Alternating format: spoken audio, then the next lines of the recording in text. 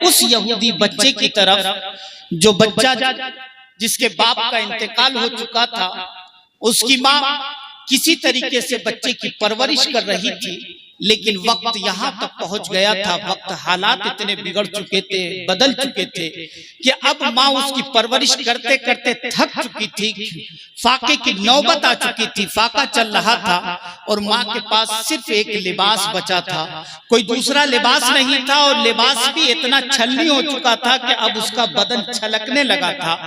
लिबास इतना हल्का हो गया था, मच्छरदानी की तरह हो गया था, क्योंकि वही धुला जाता था, वही पहना जाता था।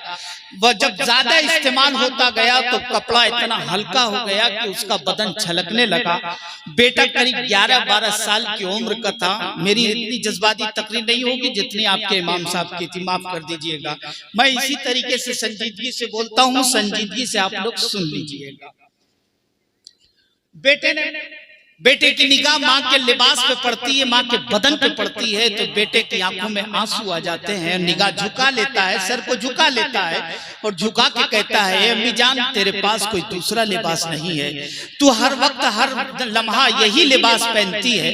अब एक जमाने से मैं तुझे यही लिबास देख रहा हूँ, माँ तेरा लिबास इतना हल्का हो चुका है कि अब मैं तेरे तरफ आंखें उठाता हूँ तो मेरी आंखों में शर्म भर जाती है, निगाह झुक जाती है। माँ तू दूसरा लिबास क्यों नहीं बदल लेती है?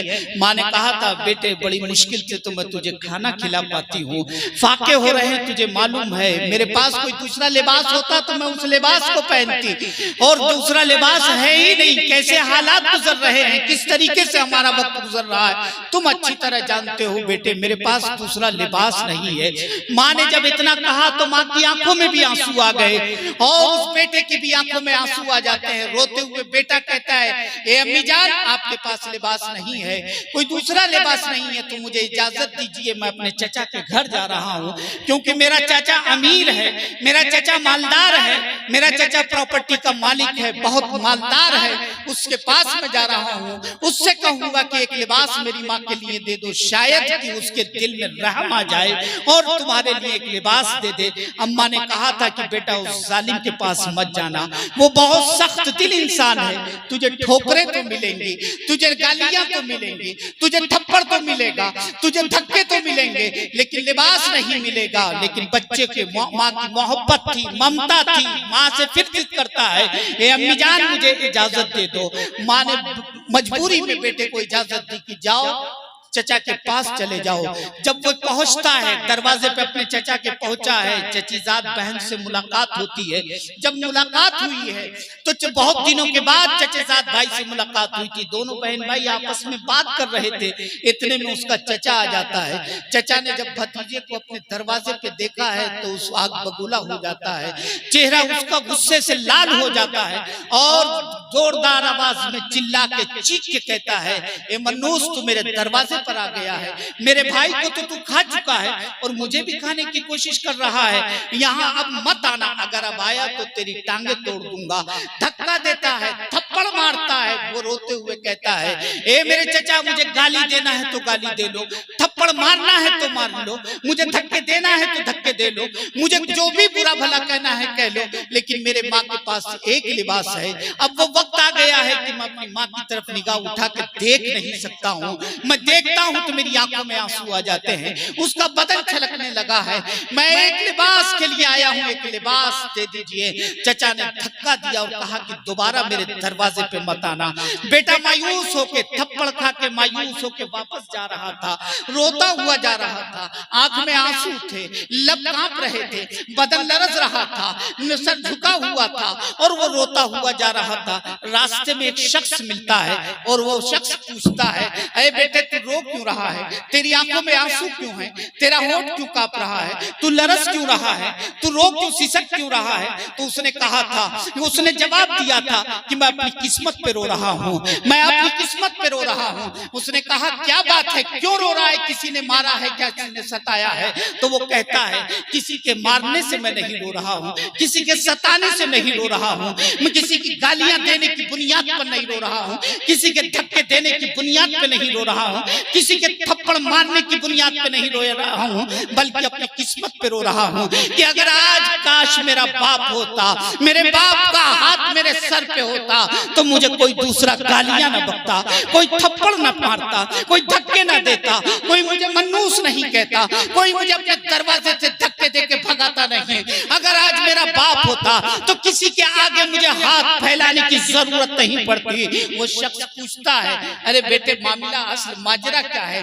तब वो पूरी दास्तां बताता है कि मेरी माँ की ये पोजीशन है, मेरी माँ की ये हालत है, और मैं चचा के पास गया था जहाँ मुझे थप्पड़ तो मिले लेकिन लिबास नहीं मिला, जहाँ गालियां तो मिली लेकिन लिबास नहीं मिला, जहाँ मुझे धक्का तो मिला, लिबास नहीं मिला। तब वो शख्स कहता है, ठीक है तू चचा के पास गया था, लेकिन मैं तुझे एक पता बताता हूँ, मैं तुझे एक नाम बताता हूँ, जाओ तुम उसके पास चले जाओ। अगर तुम वहां चले गए तो तुम्हारी जरूरत पूरी कर दी जाएगी, तुम्हें लिबास जरूर दे दिया जाएगा। बच्चा पूछता है कि जरा उसका नाम तो बताइए, किसके पास जाना है?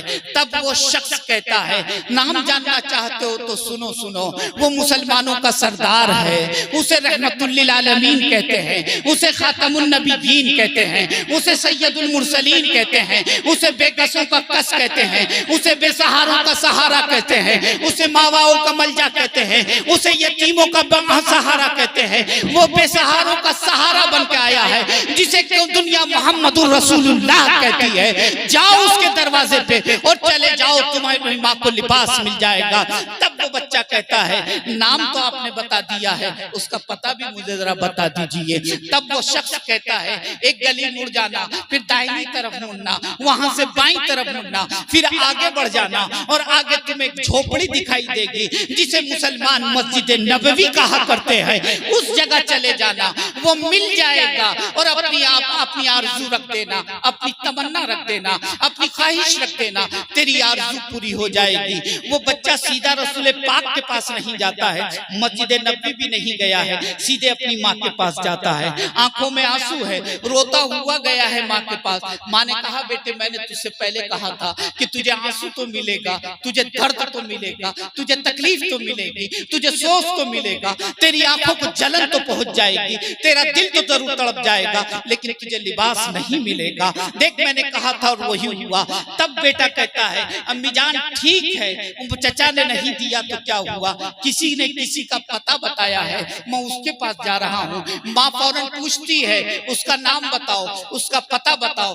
तब वो कहता है, उसे मोहम्मदुर रसूलुल्लाह कहते हैं, उसे रहमतुल्लिल आलमीन कहते हैं, मस्जिद नबवी उसका ठिकाना है। माँ कहती, बेटे उसके पास मत जाना, वो नया दीन लेकर आया है, जो उसके पास जाता है वो अपना दीन पेश किया करता है। मैं तुझे खोना नहीं चाहती हूँ, कहीं माँ की मोहब्बत में, चादर और कपड़े के लालच में तुम उनका दीन कबूल न कर लो। मुझे ऐसी चादर नहीं चाहिए कि जिसकी बुनियाद पे मेरा बेटा खो जाए। मैं इस लिबास में पूरी जिंदगी गुजार सकती हूँ, लेकिन वो लिबास नहीं चाहिए जिस लिबास के लिए मुझे बाप दादा का दीन छोड़ना पड़े। मैं तुम्हें इजाजत नहीं दूंगी। बेटा कहता है कि एक बार इजाजत तो देके देखिए, मैं आप ही का बेटा हूँ, मैं अपनी शर्त रख दूंगा, मैं उनका दीन कबूल नहीं करूंगा और अपनी बात कह दूंगा। अगर उन्हें पूरा करना होगा तो करेंगे, वरना वापस आ जाऊंगा। चचा के थप्पड़ तो खा ही चुका हूँ, अगर उन्होंने भी धक्का दिया तो क्या हुआ, वो तो गैर है, वो अपना है, इसलिए मुझे जाने तो दिया जाए। तब माँ कहती है, बेटे चले जाओ। ये लड़का जाता है, मस्जिद नबवी के दरवाजे पे खड़ा होता है, और जब मस्जिद नबवी के दरवाजे पे खड़ा हुआ है, मेरे आका करीम वाज फरमा रहे थे, सहाबा की जमात बैठी हुई थी। रसूलुल्लाह की निगाह जैसे ही उस बच्चे पे पड़ती है, मेरे आका अपने सहाबा से कहते हैं कि तुम सब के सब यहीं बैठे रहो, जरा इस बेटे से मैं मिल के आता हूँ, इस लड़के से मिल के आता हूँ। रसूल पाक अपनी जगह से चलते हैं, उस लड़के के करीब पहुंचते हैं। मेरे आका ने ये नहीं कहा था कि उस बेटे को, उस लड़के को यहाँ बुलाया जाए, उस लड़के को यहाँ लाया जाए, बल्कि मेरा नबी खुद जाता है और अपनी जगह से उतरकर सीधा उस लड़के के करीब जाता है। और जाने के बाद मेरा नबी पूछता है, ए बेटे बता तू क्यों आया है, कौन गया है नबी के के पास? कौन गया है उस लड़के के पास? कौन नबी गया है जो नबियों का सरदार है, जिसकी गुलामी जिब्रील किया करते हैं, जिसकी इक्तिदा में सारी नबियों की जमात नमाज पढ़ती है? वो नबी जा रहा है, लड़के के पास जा रहा है। उस वो नबी जा रहा है जिसके इशारे पे चांद दो टुकड़े हो जाया करता है, उसके इशारे पे जा रहा है जिसके इशारे पे डूबा हुआ सूरज पलटा किया करता है, उसके इशारे पे जा रहा है जिसकी बारगाह में आके दरख्त सजदे किया करते हैं। वो जा रहा है जिसके इशारों पे वो अबू जहल की मुट्ठी में कंकर कलमा पड़ा करते हैं, वो नबी जा रहा है। अगर उंगलियां उठा दे तो जिसके उंगलियों से दरिया बह जाते हैं, वो नबी जा रहा है। वो नबी जा रहा है कि अगर पत्थर पे कदम रख दे तो पत्थर मोम बन जाता है और निशाने कदम को अपने अंदर छुपा लेता है। वो नबी जा रहा है, वो नबी जा रहा है जिसके कदमों में जिब्रील पेशानी रखकर ये दावत देते हैं कि जहां मेरी हद खत्म होती है वहां से इनकी हद शुरू होती है।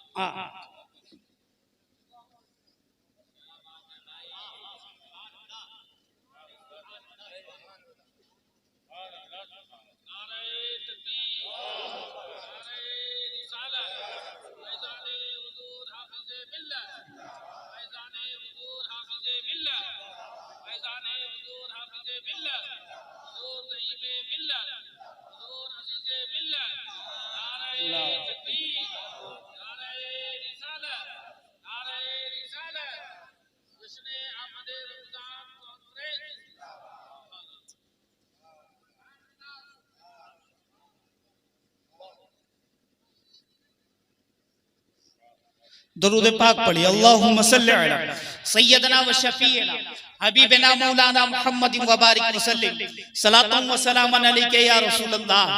मेरा नबी पहुंचता है, उस लड़के से कहता है, ए बेटे बता क्यों आया है? बेटे तेरी जरूरत क्या है? तू किस लिए आया है? आंखों में आंसू लिए हुए वो लड़का कहता है कि सरकार पहले मेरी एक शर्त है, वो शर्त सुन लीजिए, तब उसके बाद मैं अपनी बात कहूंगा। मेरी एक शर्त है, वो शर्त आप मान लीजिए, तब मैं अपनी जरूरत को पेश करूंगा। मेरे आका करीम नबी ने कहा, बता तेरी शर्त क्या है? जो तू शर्त रखेगा वो मुझे मंजूर है, अपनी जरूरत तो बता। तब वो कहता है कि मेरी शर्त यह है कि मैं आपका दीन कबूल नहीं करूंगा, आपकी बात नहीं मानूंगा, आपका कलाम नहीं सुनूंगा। अगर ये शर्त मंजूर हो तो मैं अपनी जरूरत को रखता हूँ। मेरे आका ने कहा तेरी शर्त मंजूर है, तू अपनी जरूरत तो रख, तू अपनी हाजत तो रख, अपनी इल्तिजा तो रख, तू किस लिए आया है वो तो बता। तब वो कहता है कि सरकार मेरी माँ के पास एक लिबास है, वो भी इतना छलनी हो चुका है, अब उसका बदन दिखाई देता है। मैं अपनी माँ के लिए एक लिबास लेने के लिए आया हूँ, मेरी माँ के लिए एक लिबास का इंतजाम कर दिया जाए। नबियों के सरदार ने ये नहीं कहा था कि मैं दुकान से मंगवा के देता हूँ, नबियों के नबी ने ये नहीं कहा था कि मैं घर में से ला के देता हूँ, मेरे आका ने ये नहीं कहा था कि बैठ जाओ अभी थोड़ा इंतजाम करता हूँ। जैसे ही उसने ये कहा था कि मेरी माँ के लिए एक लिबास की जरूरत है, तो मेरे नबी ने जैसे उसने सवाल किया वैसे ही अपनी चादर उतारते हैं मेरे आका और उसके कंधे पे डाल के कहते हैं ये उसका जवाब है, जाओ अपनी माँ का लिबास बनवा के इसको सिला देना, इसको पहना देना। उसी वक्त उसकी आंखों में आंसू आ जाते हैं और उसके आंसू ये पुकार के कहते हैं कि कौन देता है? देने को मुंह चाहिए, देने वाला है सच्चा हमारा नबी, सबसे आला व औला हमारा नबी।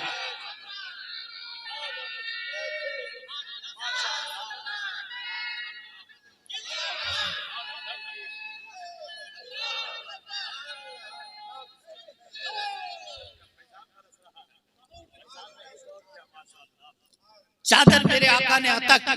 जब उसने चादर ली है उसकी आंखों में आंसू आ गए। सोचने लगा कि एक ये दरबार है, एक वो दरबार था। जहां गया था मुझे धक्के मिले थे, जहां गया था वहां गालियां मिली थी। यहाँ तो मैंने जबान से निकाला है और मेरी जरूरत को पूरा कर दिया है। इसी को मेरा इमाम कहता है कि वाह क्या जूदो करम है, शह बता तेरा नहीं सुनता ही नहीं मांगने वाला।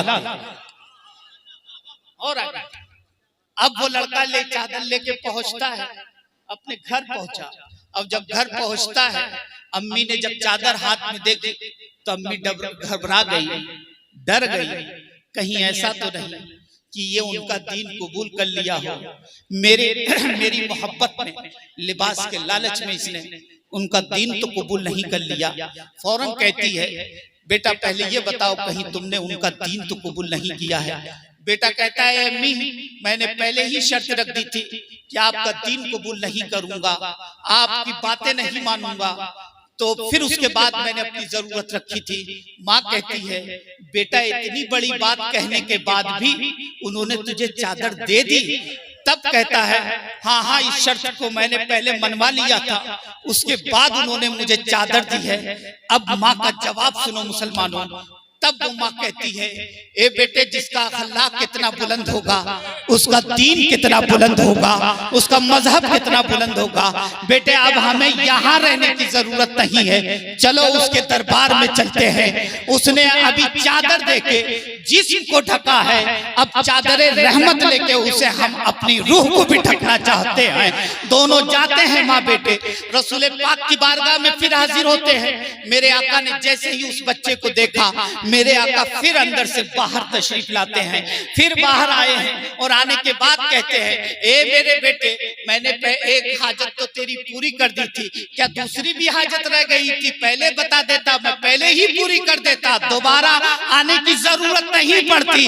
वो कहता है कि पहले तो जो हाजत थी वो पूरी हो गई, लेकिन दूसरी हाजत कदमों में आए बगैर पूरी नहीं होती। अब मैं आपके कदमों में आया हूँ, आपने दुनिया में तो हमारे जिस्म को ढक दिया है, अब चादर रहमत में ढक लीजिए ताकि उसका साया यहाँ भी रहे, कब्र में भी रहे और मैदान महशर में भी रहे। मुझे ढक लीजिए या रसूल अल्लाह, अब यहाँ रहने की जरूरत नहीं, अपने कदमों में जगह अता फरमाइए।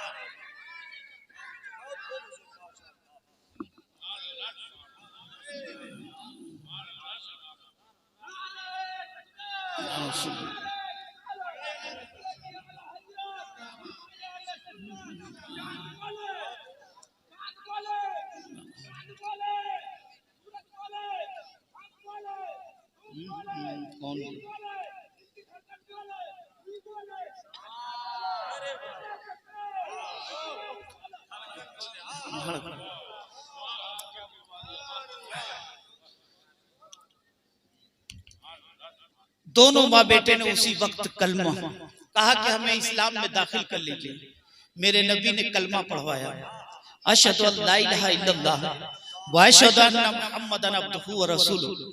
ये कलमा मेरे आका ने पढ़ाया और उन्हें इस्लाम में दाखिल कर लिया।